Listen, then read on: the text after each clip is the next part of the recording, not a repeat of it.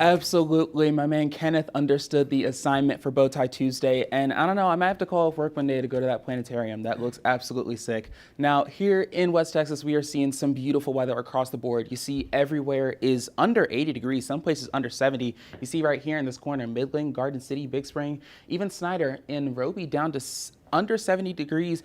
The rest of the areas in the low 70s, they are going to get there because our lows are pretty chilly tonight. They're going to get down into the 50s, mostly the mid to low 50s. You see, we've got a lot of 50s and 53s up here along these top rural counties. A lot of 53 here in Coleman, Ballinger, and Robert Lee as well. A little bit warmer down south. You see, we got 55 in El Dorado and Ozona and 57 in Junction, Sonora, and Mason.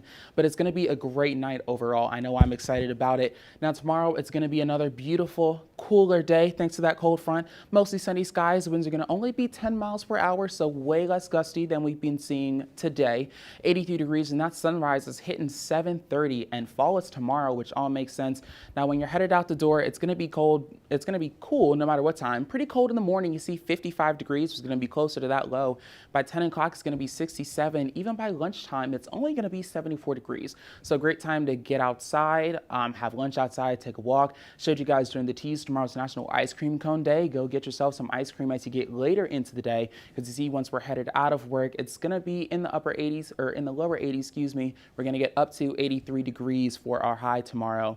Now, again, tomorrow's the first day of fall. We finally made it after talking about it for weeks. Fall tomorrow is going to be at 2:20 p.m. Central Time. And if you don't know what that is, don't worry, I've got you covered, because fall is essentially when the sun hits the equator, right? So basically, because of the Earth's axis, we tilt back and forth. So summertime for us is when this northern hemisphere is tilted close towards the sun. And when we're further away, like we're about to be now, it's going to be getting into winter. So right now, the sun is going to be smack dab in the middle at 2:20, and then the tilt's going to be moving more this way, more rounded forward, so that the southern hemisphere is going to be tilted towards the sun, and they're going to have their summer as we are getting into winter. And that's what these two tropics are here. These are the two lines that base how far the Earth tilts before we start moving backwards and we start getting to the other season.